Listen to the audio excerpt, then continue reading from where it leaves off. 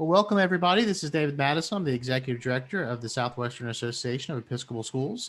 And I'm joined today by our Director of Professional Development, Mary Catherine Duffy. Mary Catherine, good afternoon. Good afternoon, everyone. We've got a great hour planned for you today. We have two really good friends from All Saints Episcopal in Fort Worth that are going to share some of their wisdom and strategies and tips with us. A couple of items of housekeeping before we get started.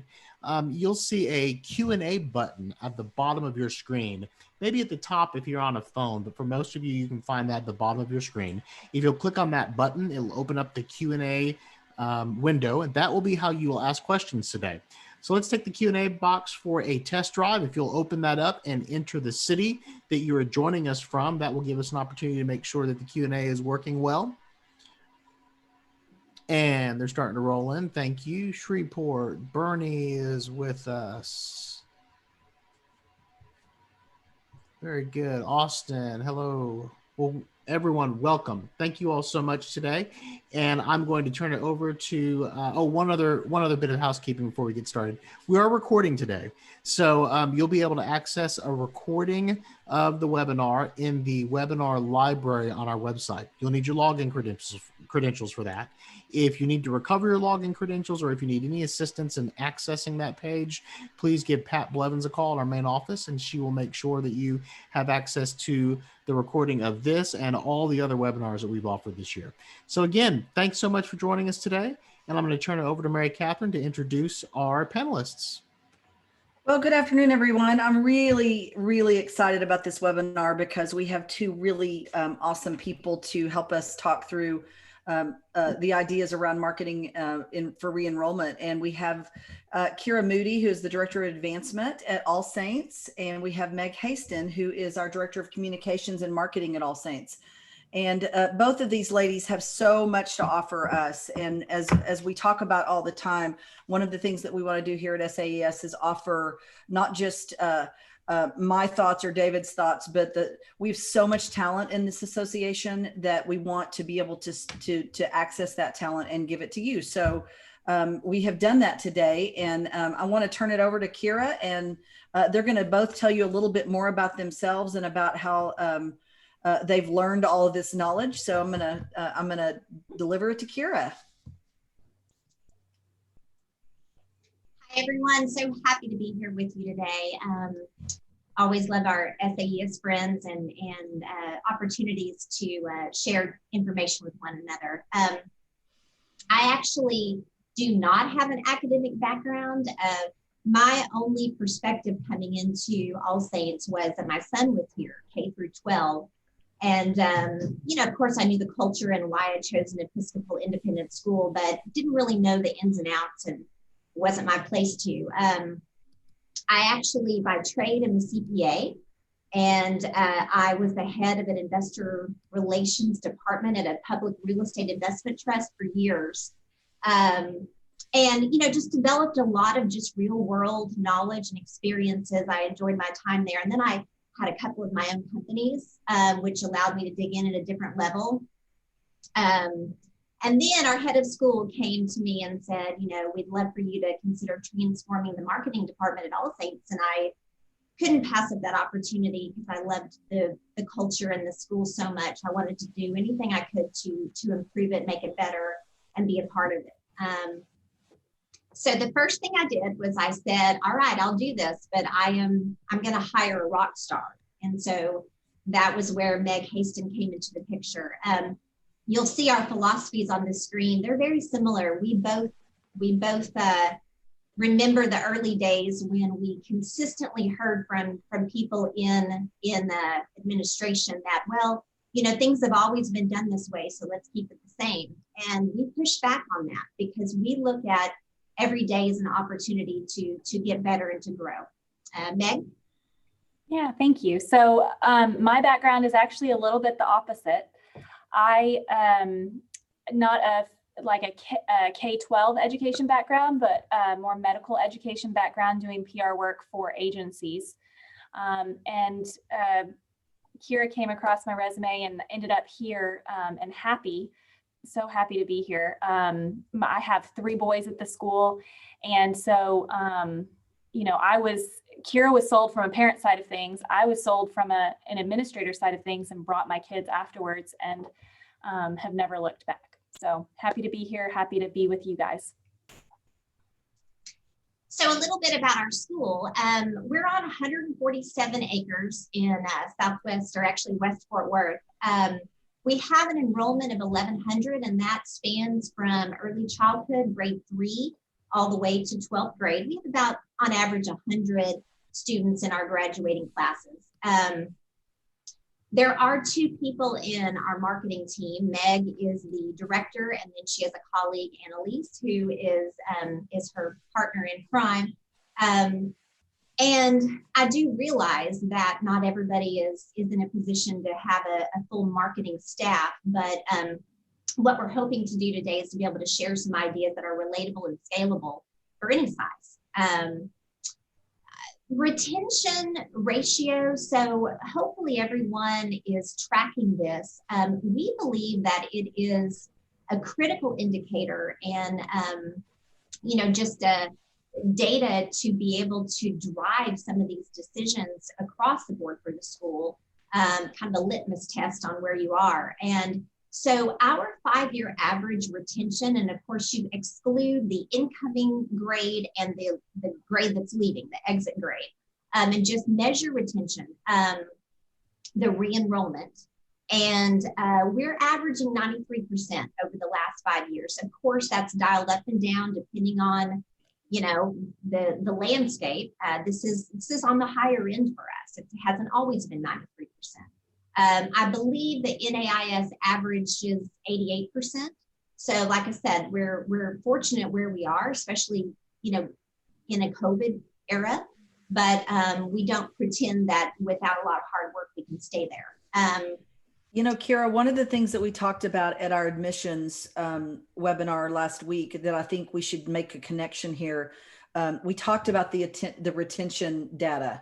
And I cannot stress enough that that is a best practice to track retention and to watch it. So, and some people track attrition rather than retention, 2 sides of the same coin. But I'm glad you brought that up because it's something that got brought up last time. And it's definitely a best practice that our schools need to be thinking about, no matter whether there are 1,100 kids or 50 kids, you need to be tracking this, right? Would you agree with that? Agreed. We believe it's critical.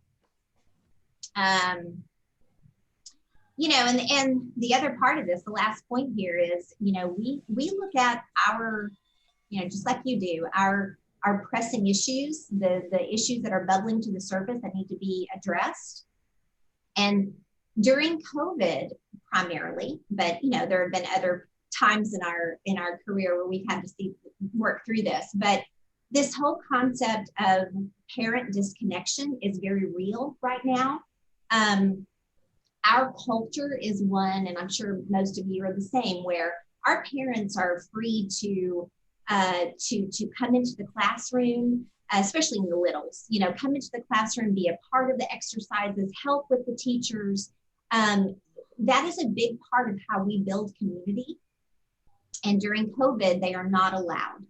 And as a result, we could manage the first few months, right, last spring, but now going into this school year with the same requirements or limitations, it's starting to wear on them. And what we're seeing is all of those issues, just maybe minor, that they used to resolve with a teacher, with another parent, with an administrator, just passing by in the hall. Those are now being discussed in little pockets, private conversations, in their own, groups. And often it takes a while for us to be aware of those, to resolve them. And so we just feel this kind of disconnection and a lack of trust. They trust us implicitly, of course, with protecting their kids and educating them, but just this whole kind of, the culture is somewhat fragmented right now, and we're really working through that. And what you'll see, how we're looking at re-enrollment during this time, is that's very much of a real factor for us to work through. Meg, did you want to add anything to that? No, I think we'll get to that a little bit more when we go through the full calendar. Yeah, we're hearing that a lot, Kira, just so you guys know, that's a lot of what we're hearing in all of our schools, that disconnect because of COVID. Yeah, we're all just done, aren't we? Mm-hmm. All right. So now we want to hear about you. We want to understand more. And I think Father Madison has a poll for us.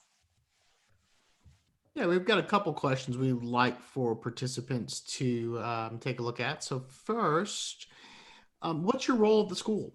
So if you would take a look at this and just let us know the current role you serve in your school. And then if you are in the other category, if you would just type the specific role into the chat box or Q&A, that'll give us an idea of who's with us today. So leave that open for a few more seconds. Let us know who's joining us today. And then again, if you've checked other, if you wouldn't mind typing that in so we have an idea of the perspective that you're joining us from. And here is who has joined us today. So lots of heads of school, and then a little bit of all the other areas as well. We have an admissions officer, a marketing officer, an administrator, and then we've got a director of admissions and development and marketing, and then an assistant head of school as well, and then a second assistant head of school as well. So a little bit of everyone. Shall we go on to the next question? Yeah.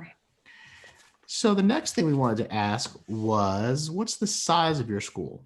So if you would give us an idea of your current enrollment and just which of those brackets does your current enrollment fall into? Oh, hang on one second. I may have done that wrong. Hang on one second. Let me try to launch that again. Relaunch. Sorry about that. Let's try that. There we go. You should be able to respond now.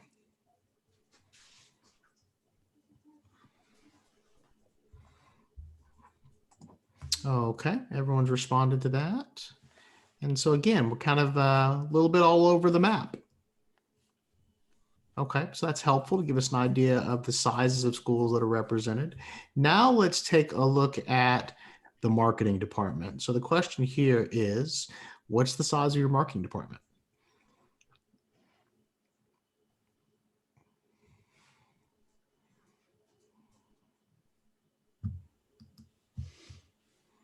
Leave it open for a few more seconds. And everyone's responded. So a couple schools without marketing departments, but for the most part, we've got schools with either one or multiple people in the office, no one with 4 or above. And then the next question is relating to retention. So Kira mentioned retention. What's the 5-year average retention rate at your school? I've got it broken up into different bands there. If you're not sure, I've got a response for that as well. No problem with that. We're going to talk more about that today. But what's the 5-year average retention rate at your school?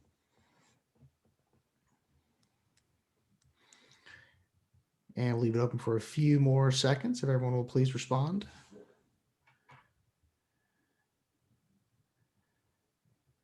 Okay, there we go. Everyone's responded. So that gives you a feel for everyone's retention rate. 95% or higher. Yeah, that's rock star retention. That is, yeah. That is. And then the last question we have today relates to that issue of what's the most re-enrollment challenge, what's the most pressing re-enrollment challenge that you're facing right now. So we've got a couple identified that we think could be answers, but you may have one that we don't have on the board. So if you have one that is an other, if you wouldn't mind typing that into the chat box as well. What's the most pressing re-enrollment issue at your school right now?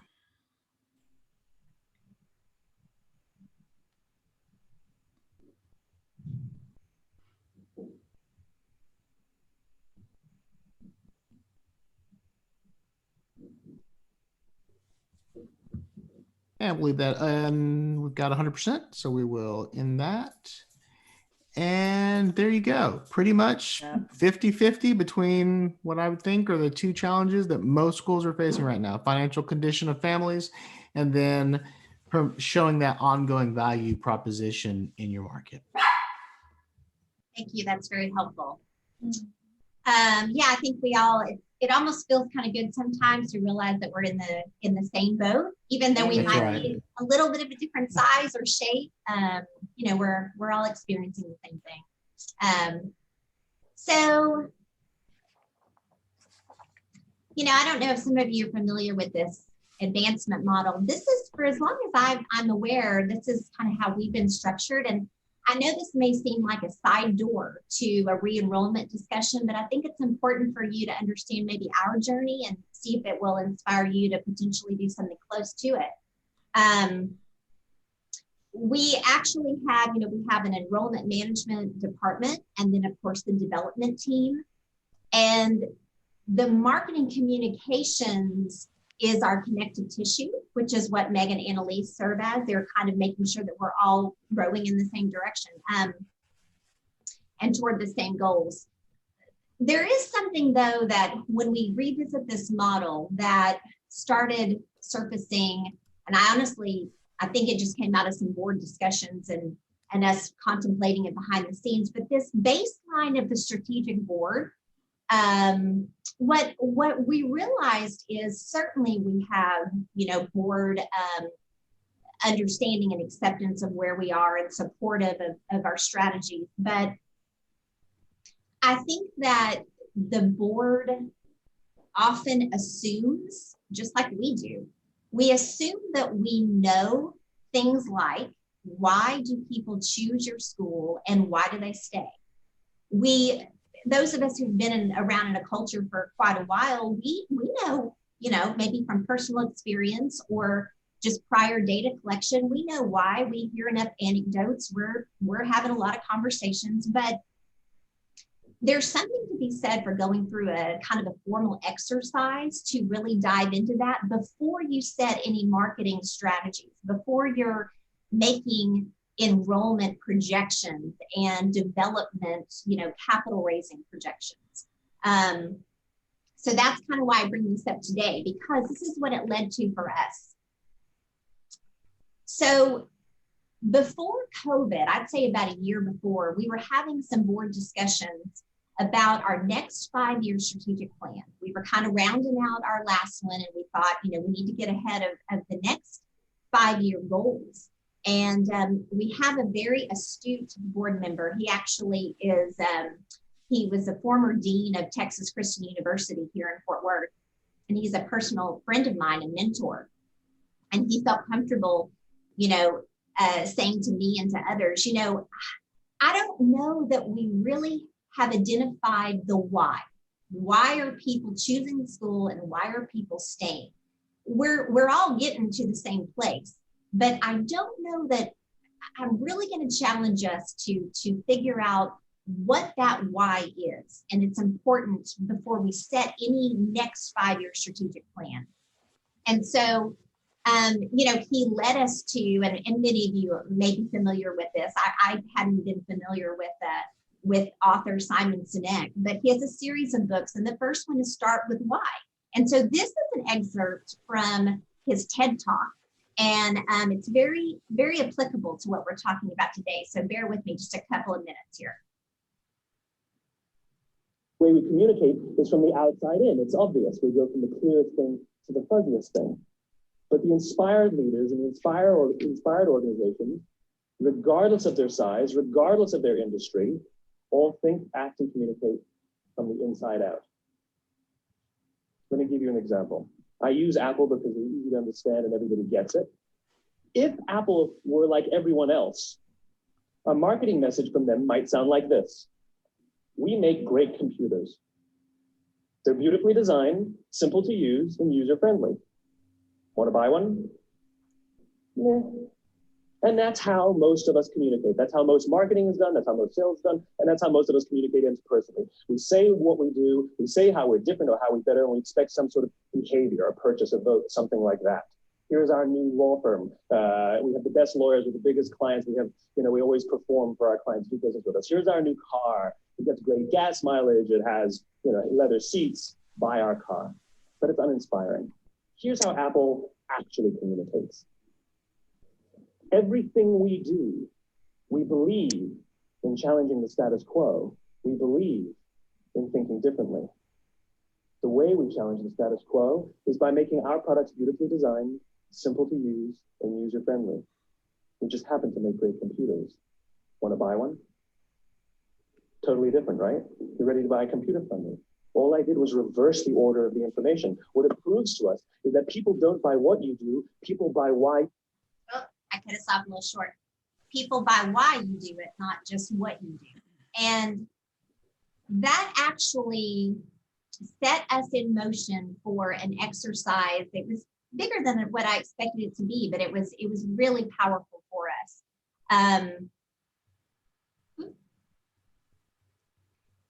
We asked the board if advancement committee could take the lead on holding some focus groups in our community. All constituencies would be represented. All different walks of life would be represented. We wanted to get down to what was today's All Saints why. And the questions look like this. I think I have a couple on here. They weren't, why did you choose the school and stay? It's something like, what was a powerful moment for your child? And what challenges did you work through with the school? It enabled these families and, parents of alumni, grandparents, it enabled people to reflect on, what partnership they had with the school and what was most meaningful in their initial decision and throughout the journey. We ended up with 77 of these focus group interviews, and then advancement committee went through this process of a synthesis, which was, kind of difficult to manage. But again, the actual act of going through and finding the common threads was where the real value was. And then we were able to put them into kind of like shared belief statements or value statements for the school before we even talked about the why. And so that's what Meg's going to go through next.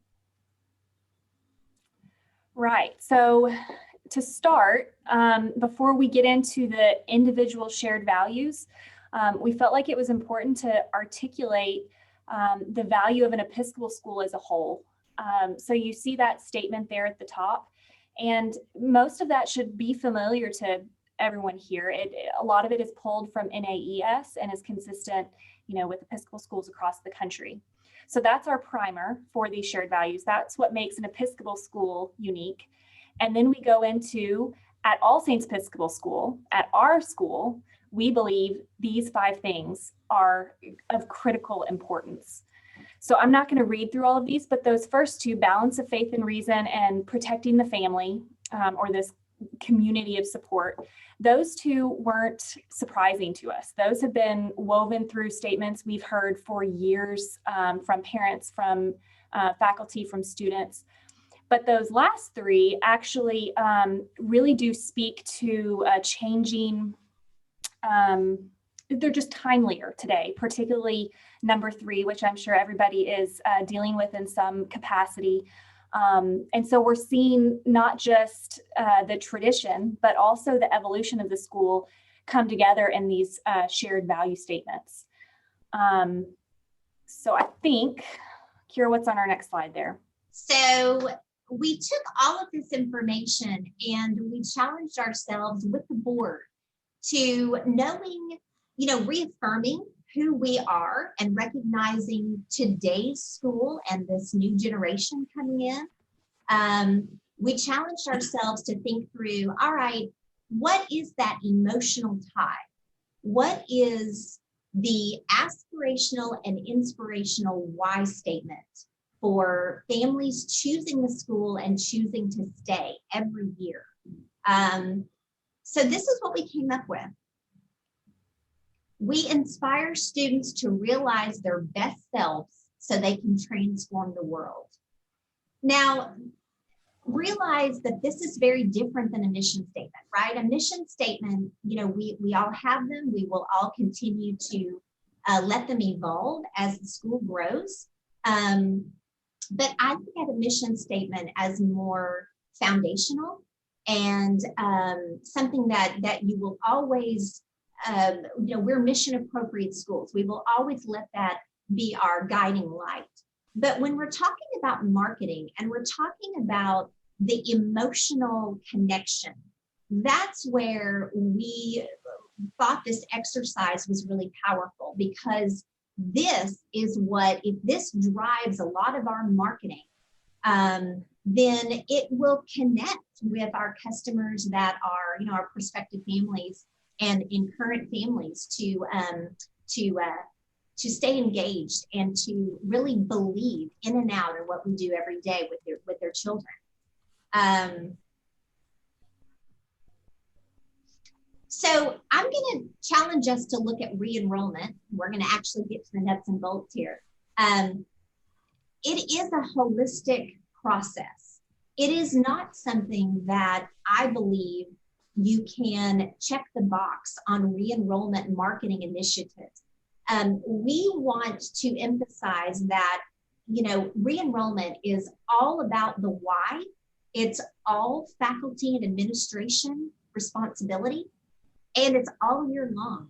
And if we're doing these, if we're being deliberate about thinking about retention and re-enrollment and making those connections more powerful along the way, then when it comes time for re-enrollment and when you're sending out your tuition statement for the next year and you're opening, the re-enrollment process for contracts to be resubmitted, that just becomes transactional, and the real emotional connection has already been made throughout the past year. Kira, let me say something about that. I think that's good news for this group on this webinar, really, because nobody, I think, had a marketing department. Some people said, what is a marketing department? And so the good news about what you're talking about is that it's not just about, oh gosh, the head of school having to go out there and sell the school, or the one admissions person. It's everybody. And when you know that, and we're all in the same boat and we're all rowing, we're getting there a lot faster, right? So I appreciate you kind of commenting on the fact that it's everyone's responsibility. Yeah. For small schools, that's really good news. Agreed. I think that if we look at it this way, then it feels a little bit more tangible, like we can get our hands around it versus having to look at it just from a marketing perspective.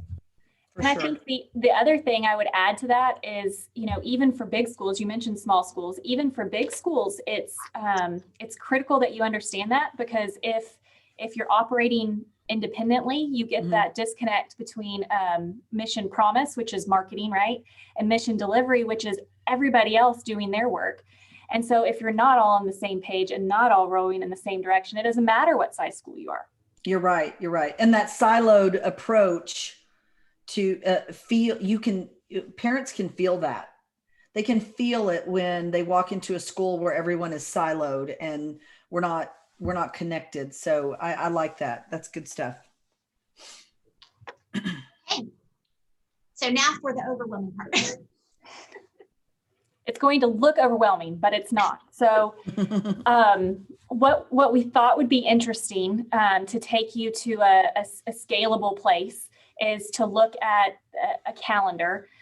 When we say that it's all year round and all hands on deck, this was what came to mind as an example for how we can show you that. So in a traditional year, you have everything. The highlighted sections are your very traditional enrollment management or re-enrollment touch points.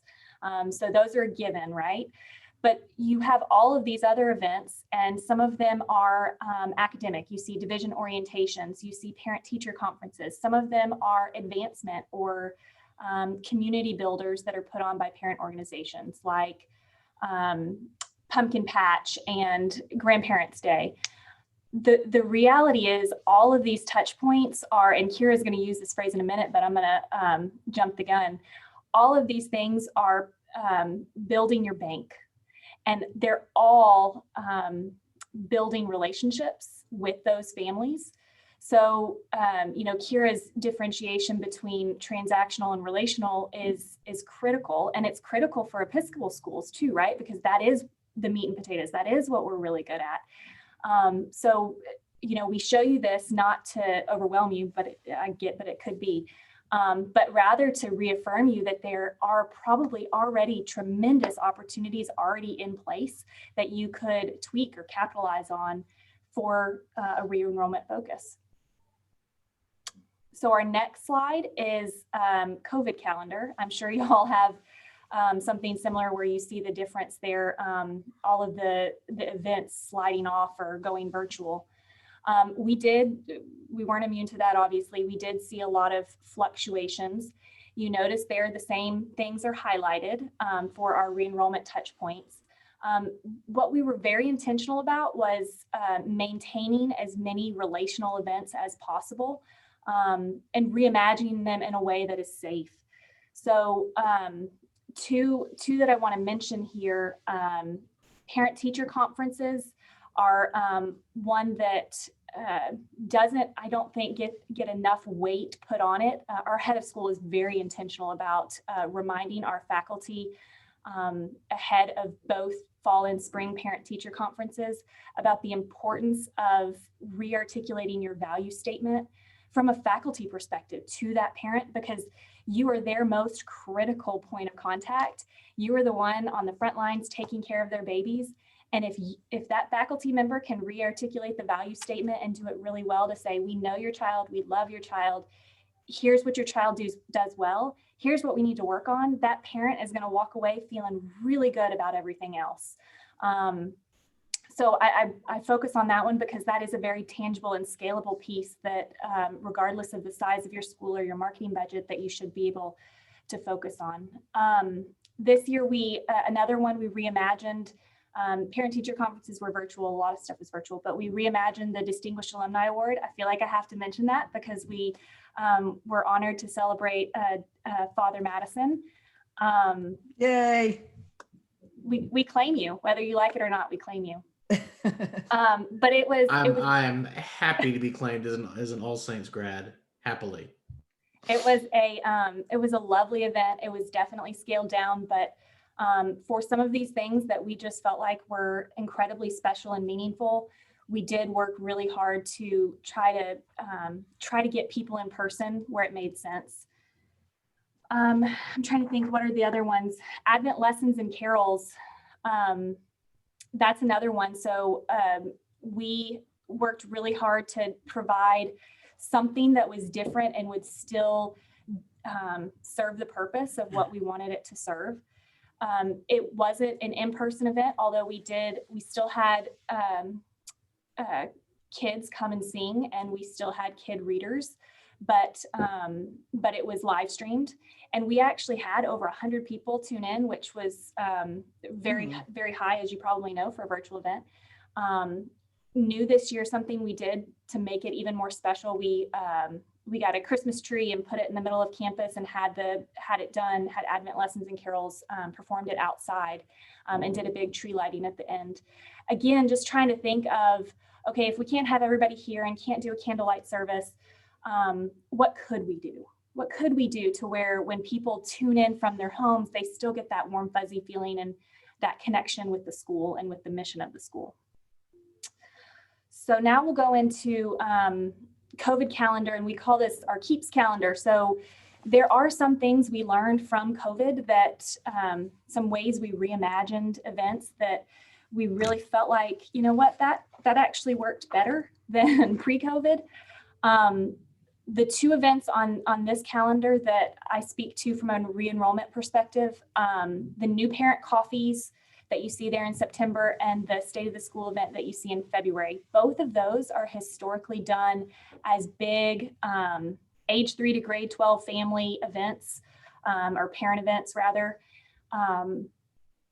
Very nicely done, a lot of work put into them, as it should be.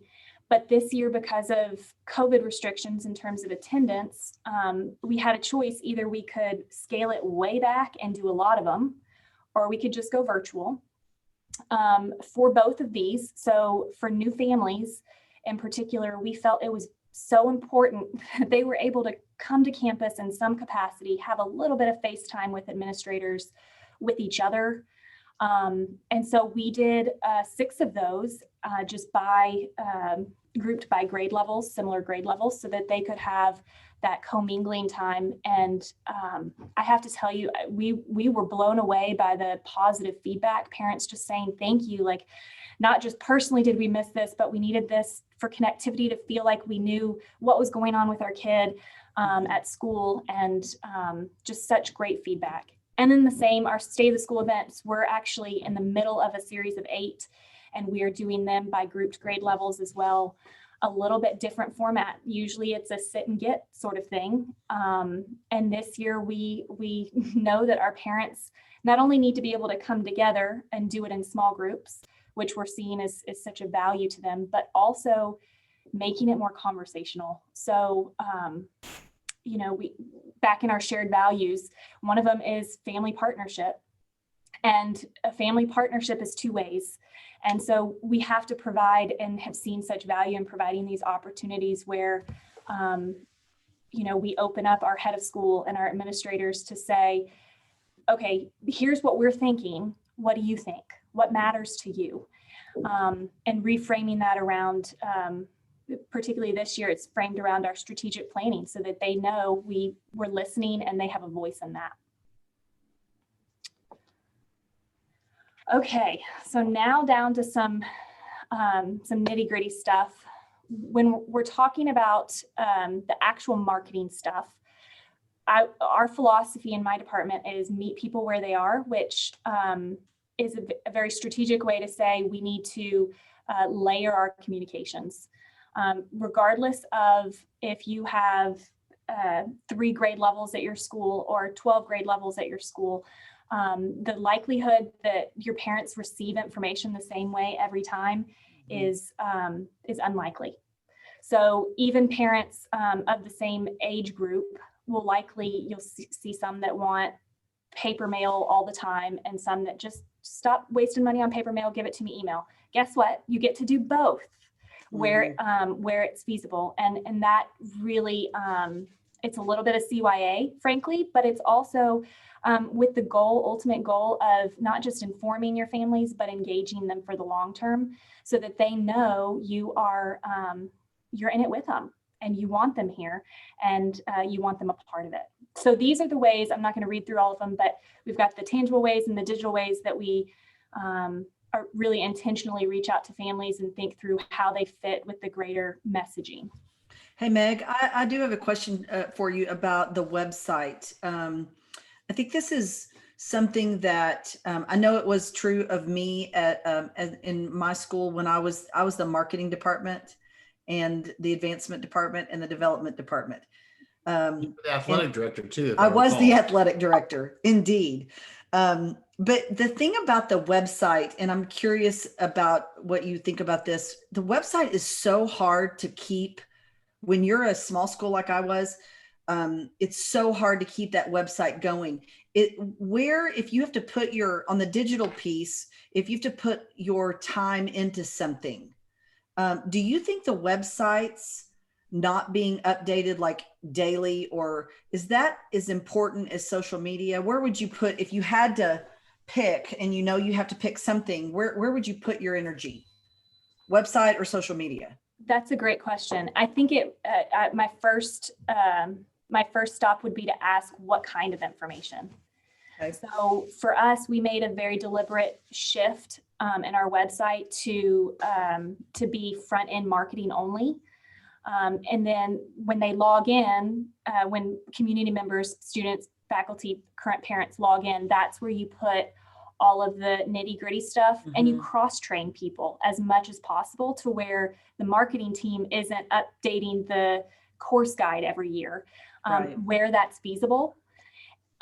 We actually are working through a web redesign right now and just had this conversation about content management and making sure that we're thinking about it through the lens of sustainability. Right. So choosing even the type of content that you put on the website to be the stuff that is most important and the longest term. So more of your strategic philosophical stuff, because frankly, also that's what's going to hook your people, hook your families in the short term, more than your full course guide, which may feel unmanageable to update on a day-to-day basis. Social media, I think if you're not on it, get on it. It's free, and it does take some energy, but I actually have some tips on that, which is a whole separate thing. If you want specific tips on that, email me, but it's imperative. Your parents are all on social media, right, and they're going to be looking and expecting that you are too. It's a great retention tool to make, especially right now, to help parents feel like they are, they see into the school that they can't be in right now. Right. Our head of school, we did a short 3-minute video in the fall, right after we opened, with him just doing a walkabout campus and popping into different classrooms. And that is the most traction we've ever gotten on a social media post, because parents were just craving some sense of, show me the inside, show me my kid in a seat, show me my kid on the playground. And that's really our focus for social media. It's rarely the, hey, pick up your t-shirt, don't forget your $50, whatever it is.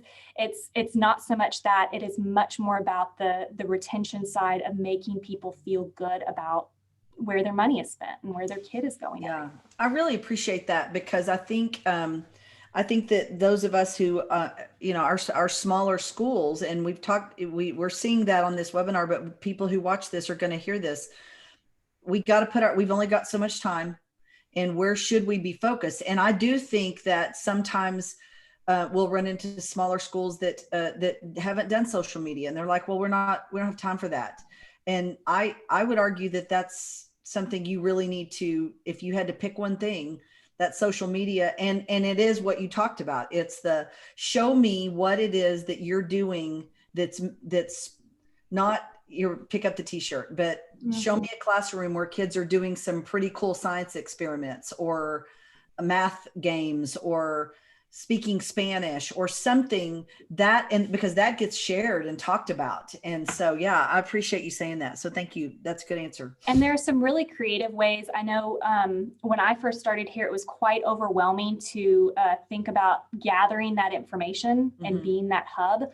But there are some really simple things you can do, even just reminding your faculty, hey, send me your photos, send me your stories, or having a high school student intern with you, and they're your photographer. They go around twice a week and take in action photos for you to be able to have that hub of content. So there are ways to do it if you can set up that structure on the front end. I like that. And Meg, why don't you briefly kind of show your Uniquely Episcopal campaign, and then we'll have a little bit of time for Q&A. Yep. So I wanted to show you when we talk about layering your messaging, how we are very intentional about that repetition piece and being strategic about making sure that you are hitting all people in different ways, but with consistent message. So our campaign this year was Uniquely Episcopal, and it was with a thematic approach to really better articulate what it means to be an Episcopal school. So these are our campus banners. They are our first line of defense, our first line of offense, I guess you would say, because they're the first thing prospective and current families see when they come to campus. And also they make the campus look pretty. But these are a few examples. And then, no, that's okay. Yep. You see how it's woven throughout here. So top corner is our semi-annual magazine that came out in the fall to complement what they were seeing on the campus banners. Same with our website homepage, and the banner images on interior pages all fall into that theme and are consistent. And then the screenshots you see on the right side are social media. So again, showing that in the classroom glimpse, but we use the hashtags to connect it to our theme. So you see unique worth there. That's one of our themes, intellectual curiosity, and then consistently articulating that uniquely Episcopal. The more you can layer that, the more it will be embedded into who they are and what they believe about the school. Do you see why she had to be a part of my team? Yeah, 8 it's years awesome. ago? I learned from the best. So to recap, this kind of holistic methodology, we recommend, that this is all about the why. Start there. And if you feel like you have a good handle on your community today, then you don't need to go through the exercise. But if you question, if you feel like maybe it's time for a refresh, maybe you do some kind of exercise, a piece of it even that we went through. And I'm happy to help offline, with that and scale it any way you want, up or down, because we learned a lot, and it's gonna be extremely helpful as we move forward into our strategic planning and marketing for the next 5 years. Emphasizing that again, like Mary Catherine said, this is all of our responsibility at this school. It's not just the marketing team. It's not just the head of the school. And in order to emphasize that, there are opportunities all the time. You have your team meetings, you have in-service opportunities, but any way that you can continue to reinforce that, look, this is a cultural decision that we are making. And to the extent that we can emphasize our predictability, our consistency, and our support system, that's a big ISM thing is, your culture is most healthy when you're high on the charts for predictability and supportiveness. But that in and of itself will give you that trust factor that we're looking for right now, through COVID. We need to make sure that is as strong as ever. So when it's time to re-enroll every year, we're already ahead of the game. And then all year long, like Meg said, through strategic communications, meet people where they are. And then, this whole concept of a bank, we do this in our personal relationships as well. You make sure that you're putting credit in your bank. So when inevitably you misstep or there's something that goes sideways, there's grace and there's definitely somebody to pick you up and to keep moving forward. So that's kind of our couple of ending comments there. And we're happy to engage in any questions, or we'd actually love to hear from you guys if you want Father Madison or Mary Catherine to, allow you to contribute. We'd love to hear from you. Yeah, I'd love one of the things that I love about this this whole concept of the all year long and the everyone is that really begins with, I think, board leadership and administration, head of school, building a culture where, again, I used the word siloing, but building a culture where it's not siloed, where everyone is participating and sees it as their little corner of the world can help with marketing. And I think the answer to getting that done is with the whole concept of it starts with why. I think that's absolutely on target. But I think also if we're not all understanding what our why is and why people do what they do, then none of the work that you do, the tangible, the granular marketing work that y'all have talked about, none of that it's just going to go out into the air. So I think if you are not doing that groundwork, that cultural conversation work with your leadership and with your faculty, you're going to be behind the 8 ball. So I love that you built some scaffolding before we could begin to talk about what does our website look like. I love that. Mm-hmm. David, you have thoughts about that? So just a reminder for everyone to use the Q&A box. This is a great opportunity to ask any questions you have about retention strategies, what you're doing to really be intentional about using the events on your calendar as retention events. Kira, I think you mentioned how your head of school is really intentional about that. I think that's, if we're looking at small tweaks to make that you can implement today, if you look at your event calendar, most of those events, whether you recognize it or not, are retention events. Absolutely. So let's talk a little bit about the best way to communicate that to faculty, best way to make sure that faculty sees those events, not just as reviewing where your student is on, making progress through the curriculum, but really making sure we're going to see that family next year. Yeah, one of the things that we did at St. Albans years ago, and I think maybe I stole this from All Saints. Now that I think about it, I'm pretty sure I did steal it from All Saints. So if I say it and y'all go, yeah, we do that too, then it's probably because I stole it from you. But the idea of looking forward cards, do y'all do that still? Maybe it wasn't from All Saints that I stole it.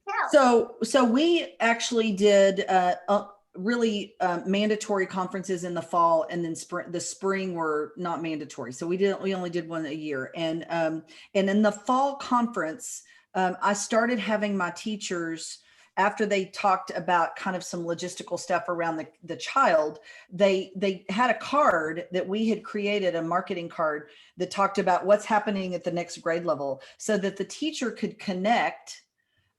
This is what we're doing in second grade right now to prepare your child for third grade at St. Albans.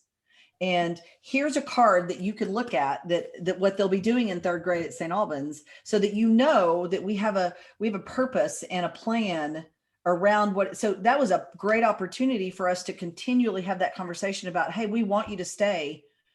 We don't want you to leave until the end of sixth grade. We want you to stay. So we want you to see the scaffolding that we're building here, so that and every single year you would get that in the fall. You would know what's coming next year, and you'd be able to connect. And so that's just one example of what we did.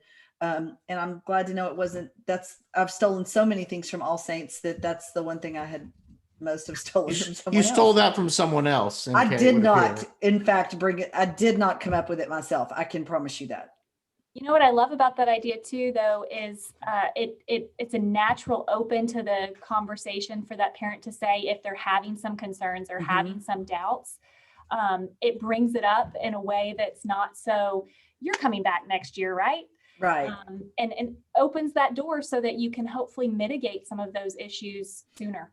Well, it also for me and my faculty, it actually started the process of teaching the faculty their part in re-enrollment. So it actually connected them to the re-enrollment process and to the marketing process from their perspective, rather than me saying, hey, tell them that they need to re-enroll. It was more about, hey, this is my part.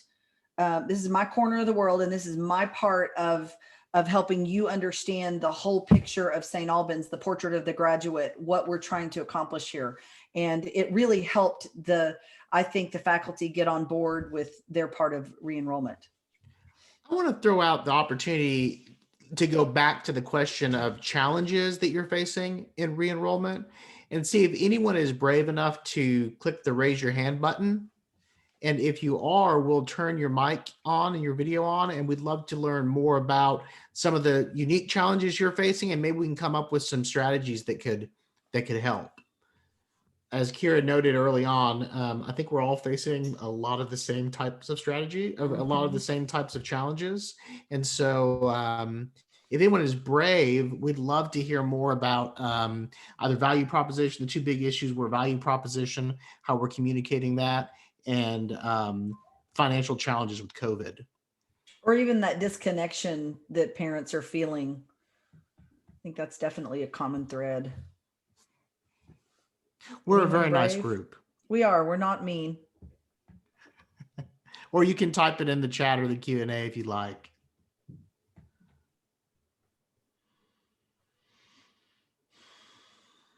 People are thinking about it. They're not quite sure. Or asleep. I don't think they're asleep. They're still with us. What are some of the challenges, Kira, that y'all have had with communicating the value proposition? You've talked about the challenge of parent connectedness. What are some of the other challenges with regard to that beyond just not being able to come on physical campus? What are some of the other challenges that are going on with regard to that issue in particular? I'll let Meg chime in here too. I tell you what, from a communication standpoint, I no longer know if a sweet spot exists in terms of, what method, how frequent, not frequent enough. And regardless of all the areas that you're hitting, and you feel like at the end of the day, you've knocked it out of the park, you're never going to reach everyone. And if they do happen to read it, see it, it's not rare. It's rarely interpreted the way that you intended. And you can go through 10,000 reviews. And I think that has been such a humbling experience, because I was applying this kind of logic approach to it, and this kind of more, like I said, more kind of corporate application. And at the end of the day, we're dealing with and Father Madison, I remember you told me one time about, this is an industry that people have poured their, money, but their hearts into. Right.